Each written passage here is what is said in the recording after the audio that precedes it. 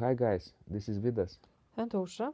Let's start episode 89 of Ask Vidas in Ausra podcast. Today's question was sent by Anne and she writes, Hi, I really enjoy watching your videos and have found them very instructive. I am an organist, pianist, violinist. However, I've recently been diagnosed with an ulnar compression which is affecting the sensation and dexterity of my ring finger and little finger of my left hand. It is also causing me issues in using the pedals because I am finding that when playing the organ I cannot move or sit in an optimum position. I've been told by my physio that this is from wear and tear from playing and practicing, and I was wondering if you know of other musicians who have had a similar problem. Although I am doing exercises to try and relieve the compressed nerve, I have been told that to resolve it, I will probably require surgery. The only other choice would be to stop playing, which obviously I cannot do. Do you have any suggestions? I'd be very grateful to hear your thoughts. Thank you. Best regards, Anne. So, nerves in sensation in her ring finger and little finger in her left hand, affecting her dexterity of the fingers. This might be a serious problem, right? Yes. Have you ever had problems with your fingers and wrist and things like that? Maybe ankles? Yes, with wrist I have had problems way back in the Academy of Music when I was playing very much and doing hard music, such like Reger. And did you go to the doctor? Yes. And what did he recommend? Well, there were discussion between doctors. One advised me to do surgery, and another did not. So I didn't do that surgery, wrist surgery, and I'm still playing and still feeling all my fingers. Uh-huh. So basically you had to adjust somehow your practice procedures. Well, yes and no. I realized that for me swimming is very beneficial to relax all my muscles. Do you think that Anne could also try swimming?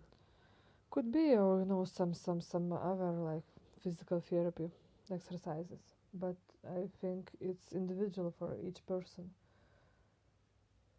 She has to try out a lot of things and then discover what works for her, Yes, basically. but if that's a problem of nerves, she might have to have a real surgery. Depending on how far advanced this illness Yes. is. I see. In high school, I also had a problem with my little finger, I think, with the right hand,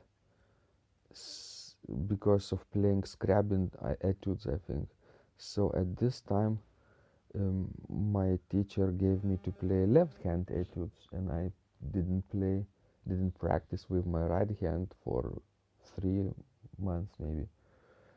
And after that, of course, the pain stopped. But I had to be much more careful with my playing. And I often tell my students at school, at Čiurlionis Art School, that the most important class for them is actually physical exercise class. And we laugh out of me. We just think, oh, she is crazy. She tells us that in the school of, music, the most important class is, physical exercises, but I seriously mean it. Because if you don't exercise enough, you will not strengthen your muscles and just practice for long hours. And as Anne told us that she plays 3 different instruments. Yeah. including violin. No, it means that your body has to adjust to all these instruments, and if you will not exercise enough in time, you might encounter various health problems. You're absolutely right, Osha. Because even while living healthy and exercising enough, it's hard to prevent your body from damages. That's what happens when you practice for long hours. When was the time when you first understood that physical training is important for musicians? Actually, it was in the America. Me too. I had all kinds of, you know, exercise equipment in my home, but I never really took advantage of those, and I never really developed a habit of exercising. Maybe I could, do some sporadic exercise, but it didn't count basically. Um, but what you're saying is, I think, very common for musicians Yes. because they all they want to do all day Yes. long is really play. Yes. And I mentioned swimming earlier. I think it's very beneficial for musician to swim because, well, you cannot hurt yourself while swimming. It really makes sort of your body relax and release all the tension, and you will not hurt your fingers while Even swimming. people with older age with joint problems, Yes. knee problems, they and can and exercise. and maybe not to swim, but do some exercises in the water. That's very beneficial too. Of course, you have to consult a professional in order to learn those exercises. And I was saying, just even people with joint problems and knee problems, they cannot really take a walk or run or do other kinds of exercises that other people can, but they normally can swim. Yes, and our host family, the mom of our host family, she had the knee issue. Way back in Michigan, we were living with elderly couple for 2 years, and she had her both knees replaced actually, and actually in quite an early age. She was still young while she had that surgery, and after that, she never felt good in her life, and she could hardly walk. She would be walking, but it would give her a lot of pain, so she could not, like take long walks or run or do other exercises. But she could swim, and that's what she did every day. True. I hope that people in our community, secrets of organ playing community, they are from all backgrounds, not only professional musicians, and a lot of them are from different professions, Yes. and hopefully they do understand the importance of moving Yes. and stretching and things like that. And as for physician, it would be definitely good to find a physician who specializes in like people with special needs, like people like musicians, because when I consulted a doctors, way back when I was young, we could not help me much because we just keep complaining that, oh, you musicians, you have everything developed so strangely in your arms, Mm-hmm. so we are like a different world. But if you live in a larger country, you have more physicians and more choices.